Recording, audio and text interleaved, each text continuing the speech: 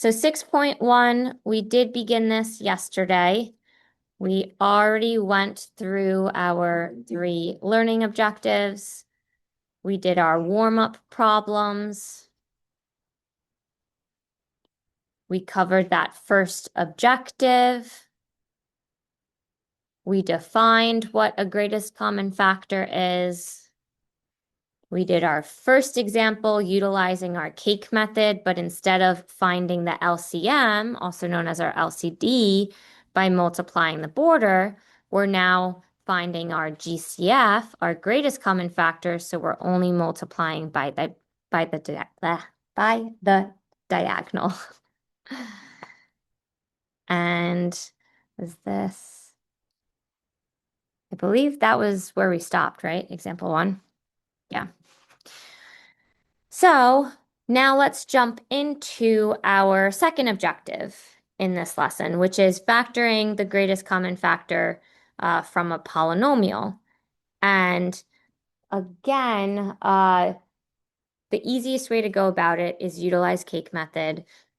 First, focus on the coefficients of our expressions, and then you want to focus on the variables. Because it's a polynomial now, you might not just have a monomial, you might have a binomial or a trinomial. So you'll have multiple terms, but you just want to treat the terms as if it were just numbers separated by pluses or minuses, aka commas, and then going from there. Okay. Once you identify that greatest common factor, then you want to figure out what is left over, and everything that's left over with each individual term is going to go into a group of parentheses, and that's going to be a polynomial itself, which is separated by your pluses and minuses. Sounds a little confusing, but again, we'll take it step by step so that you guys really understand it through our concrete examples. And then down here is, once again, I think this is our 3rd or 4th time reiterating our distributive property because we're literally using distributive property in all of this. Okay. This is the step-by-step procedure to go through finding GCFs from a polynomial. But again, we'll take it step by step in our concrete example. Do you think students learn the best that way? So example 2, we have this trinomial. And what we're first going to do off to the side, we're going to just write these terms without the plus or minuses so that we can utilize our cake method. We have 8m cubed, 12m squared times n, and 20mn squared.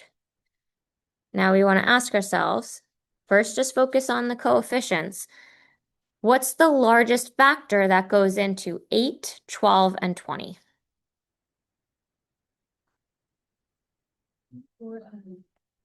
Just 4. We're just focusing on the coefficients, and then we'll worry about the variables. So now we have 4. 4 times what gives us 8? 2. We're just going to bring down that m to the 3rd. 4 times what gives us 12? 3. So we're going to bring down that m squared n. And then 4 times what gives you 20? 5. And then we're going to bring down the mn squared. Can we pull anything else out from 2, 3, and 5? No, we cannot. So we're done with the coefficients. Now we just have to look at the variables. Cool thing with the variables is from each term, you just want to figure out what is the lowest m and what is the lowest n. And that is it. So first off, do we have an n in every term? We don't. So that's not even included. So we can skip that part. And then our m's, what's the smallest one? M. So we're going to pull out an m from everyone, and then we're left with 2m squared, 3m n and 5n squared. Now we're done, which tells us what is our GCF. Yep. And the really cool thing about cake method is now we don't really have to do any other mathematics. That 4m is what's pulled out of every single term. What's left in our parentheses is actually this last layer of cake on the bottom. We just need to add in our operation signs. So we have 2m squared minus 3mn plus 5n squared. And that's it. We're done. We fully factored our trinomial.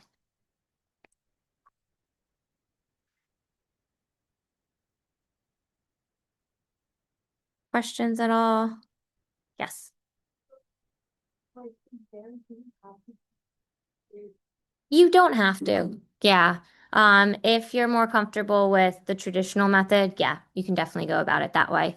The cool thing about cake method is when you are dealing with a lot higher numbers, it's just a structured way where you know you're going to get the answer every single time. But when you're dealing with easier numbers, yeah, you don't have to. Very good question. All right. Let's move on to example 3. And also, once we get better at it, especially with the smaller coefficients, you don't need cake method because you just already know what the GCF is. For example, in this circumstance, between 5 and 25, is the GCF one of those numbers? Yeah, right? It's 5. And then what's the lowest exponent? X squared. So what is our GCF? Exactly. So no cake method needed. Pull that out from each term, and then now what's left in parentheses? Now we have to do a little bit of math. 5x squared times x, and then we have minus 5x squared times what gives us 25x squared? Just, yeah, exactly. Nope. You did it correctly if I didn't mention the operation. And that's it. That's our result. Again, this is how your number sense really ties in nicely. And that's why practicing a lot of examples on your own without me by your side, or even like without the tutors in the workshop, is so, so important for your retention and understanding of the material. Let's do another one together. 8, 10, and 12. You guys know the GCF, or you guys want to do cake method? It's not 12. It's 2. Yeah, good. And then lowest exponents? X and, yep, good. Pull that out. 2xy times what gives us the first term? Good. Minus. Excellent. Plus. You got it. Well done.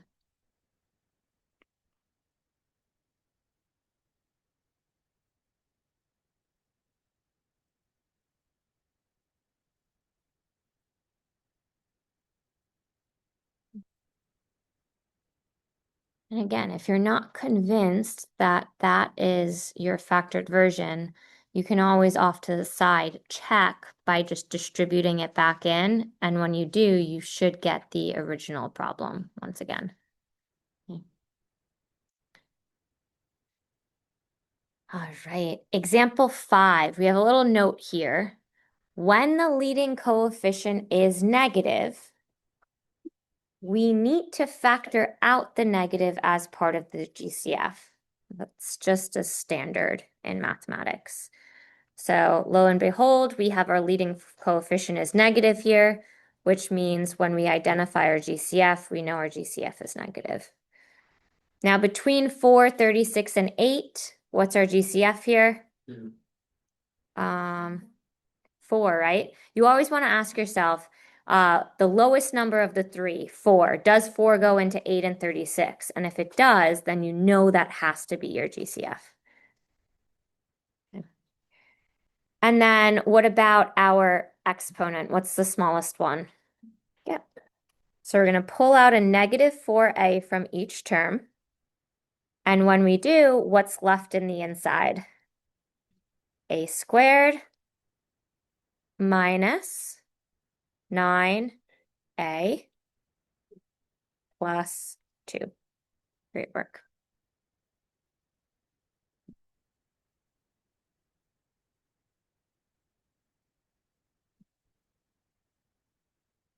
Let's keep going. Ooh. Questions like this usually always pop up on the exam. You're probably thinking, oh, wait, GCF. Oh, distributive property. Oh, no, wait. What can I pull out from each term? Yeah, exactly. That's actually your GCF here. GCFs can be expressions. Y plus 7. When we pull out a blue blob from every term, what are we left with inside our parentheses? Yep, exactly. And we should really have parentheses around this too. That's it.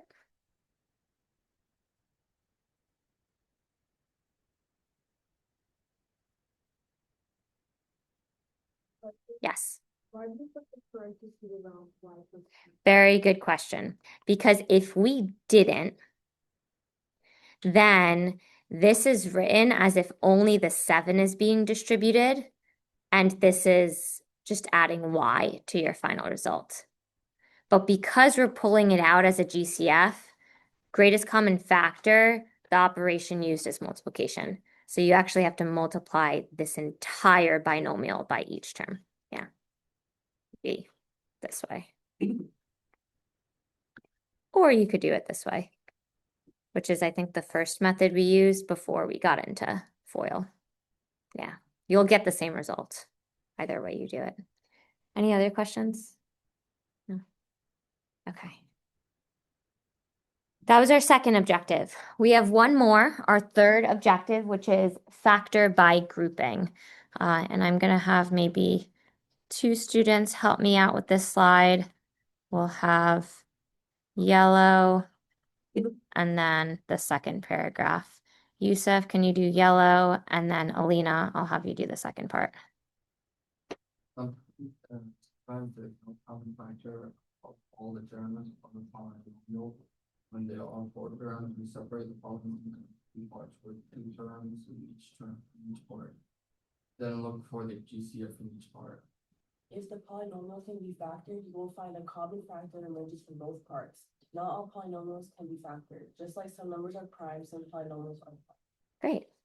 Yeah, so in these next few examples, we're gonna really practice this factor by grouping by identifying GCFs in the first part of our polynomial and then the second part and then combining.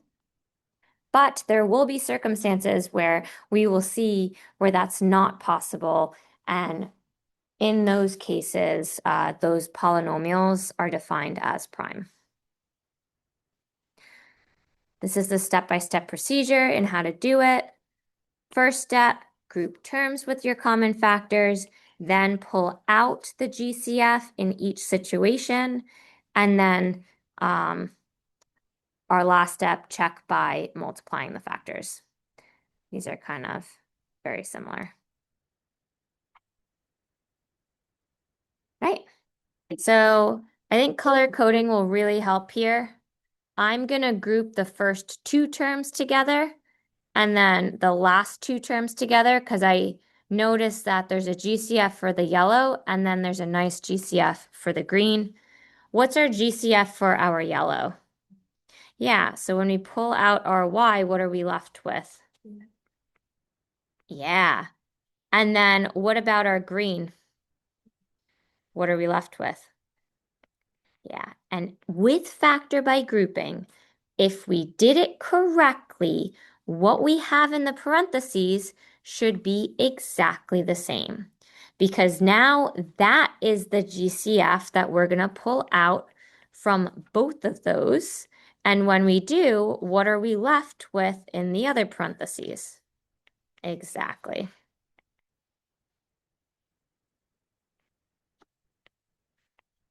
And we're done. So we officially factored this expression by factor by grouping. Okay. We'll do more examples.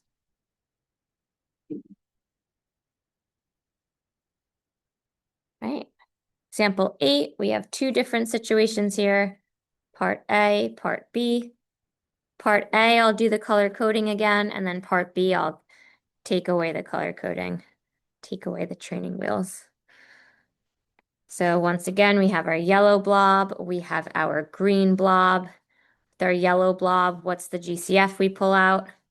Yep, what are we left with? Good. What about our green blob? Excellent. What are we left with? Yeah, if we did it correctly, what we have in parentheses is the same. Is that true? So let's pull those out. And then what's our final result? And then, yeah, you got it. X plus 3, x minus 2. Okay. Now let's try it without the color coding.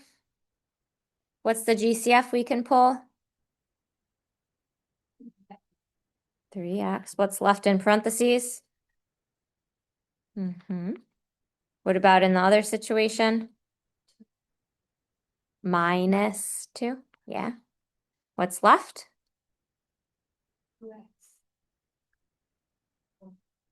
Plus 1? Yeah, because remember, we want the parentheses to be identical so that we can pull that out and we're left with 2x minus 1 and yeah. That's it.